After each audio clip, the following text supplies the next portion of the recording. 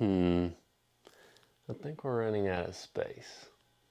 When choosing a rack cable combo, there's a lot to consider, and racks can be very expensive, so it's important to get things right the first time. That's why in this video, we're gonna be taking a look at the 3 most common setups and configurations to see which of these might be the best fit for your situation and your home gym. And huge shout out to RitFit for providing all 3 of these racks to make this video idea possible. If you want one of these 3 racks specifically, there will be links for all 3 down in the description, and if you use the links, of course, that does help the channel out as well. And if you're a busy parent and you want to work with us to achieve your body transformation goals, click the next link down in the description. The first configuration, and probably the absolute most common, is going to be the rack lat pull low row combo. For RitFit, this is their PPC02 rack, and if you want this one specifically, it's going to run you $469. The next most common would be the functional trainer rack combo for RitFit. This is the PPC03, and if you want this one, it's going to run you $659. And the most expensive of the 3 configurations is going to be the rack lat pull low row Smith machine configuration. With RitFit, they call this their PPC05, and if you want to get this one specifically, it's going to run you $929. All 3 of these options have a landmine attachment, so that is not a factor that we're going to talk about in the video, and they also all share the same multi-grip pull-up bar, so that's also a factor that we're not going to talk about in this video. When deciding which of these configurations you want to go with, I think the first question should actually be, do you care about having a Smith machine? And the reason why I say to ask that question first is because a lot of people have really strong opinions on Smith machines. Some people absolutely love them, some people think that they're completely and totally useless. Personally, I'm somewhere in the middle. I think that most exercises are better done on a barbell, but there are some great examples of exercises that you can do on a Smith machine, and I think they are, dare I say, better on a Smith machine. For example, good mornings. Good mornings, in my opinion, are far superior on a Smith machine versus a barbell because you can go as low as you want without worrying about the bar rolling off your shoulders and up onto your neck. But asking that question first can be an easy filter, because if you don't want a Smith machine, obviously that eliminates one of these 3 configurations from contention automatically. And so then that just leaves the rack lat pull low row and the rack functional trainer configurations. And if you do care about a Smith machine, but you also want a functional trainer, then you get into a much stickier situation, because the way these are configured, you cannot have both.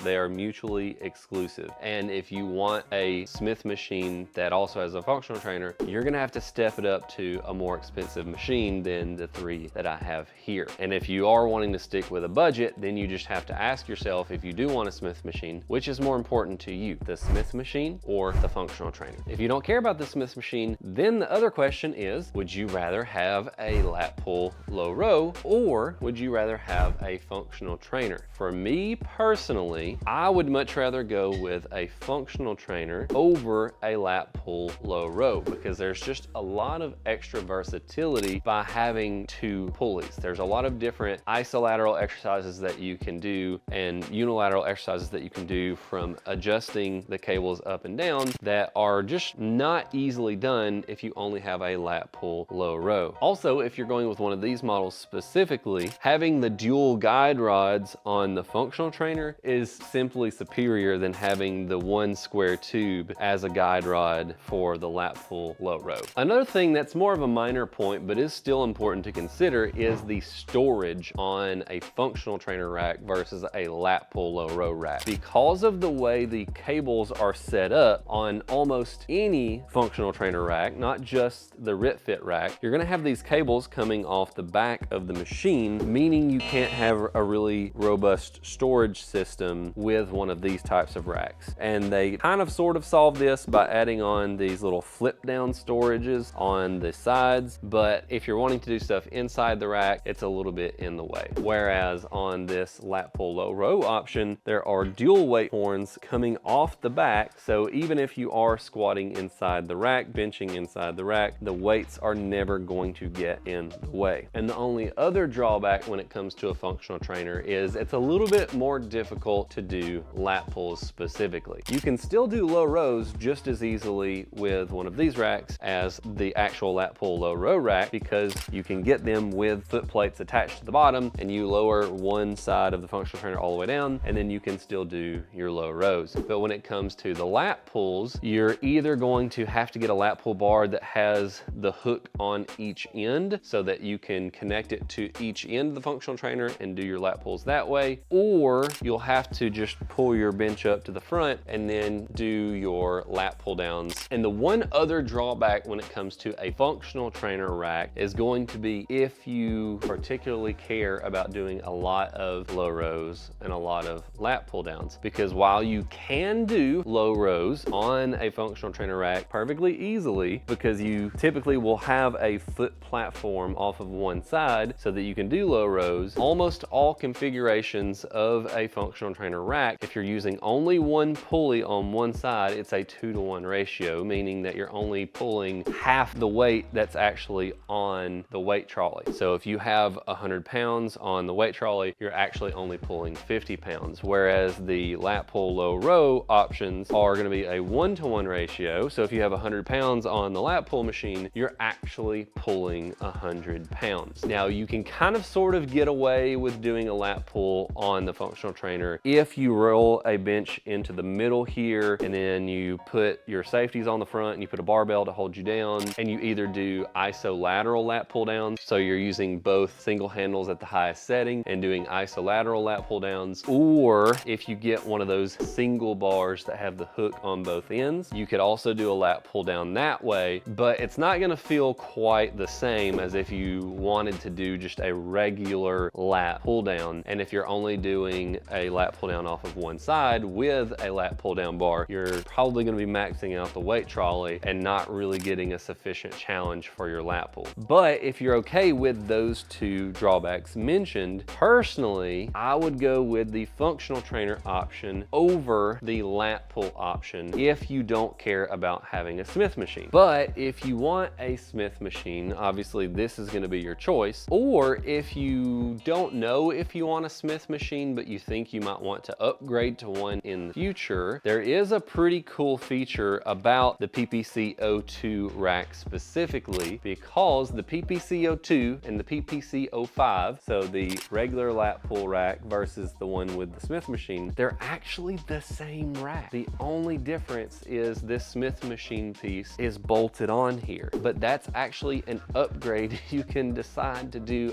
after the fact. So if you want one eventually, but you don't want to put up all the cash right now, or you're not sure and you're thinking, maybe I might want to upgrade later, then you can go with the PPC-02, pay half the price, and then once you save up that extra cash, or if you decide in the future, hey, I do want a Smith machine, boom, you can upgrade, and then you can have the lat pull low row Smith machine rack combo. But of course, there are a lot of brands out there, and I'm sure most of them don't have the modular ability to upgrade from one rack to another. So just keep your eye on that if you're looking at a different brand than the RitFit racks that we have here. Now the question is, if I had to start my home gym over from scratch and I was going to be going with a rack cable combo, which of these three configurations would I personally go with? And for me, based on my goals and my preferences and the exercises that I enjoy doing, I think I would go with the functional trainer rack option.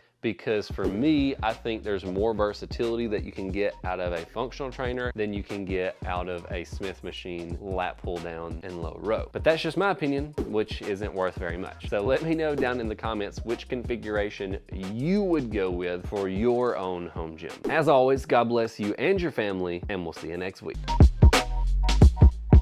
Here we go. And the next step up, and I think some exercises with a Smith machine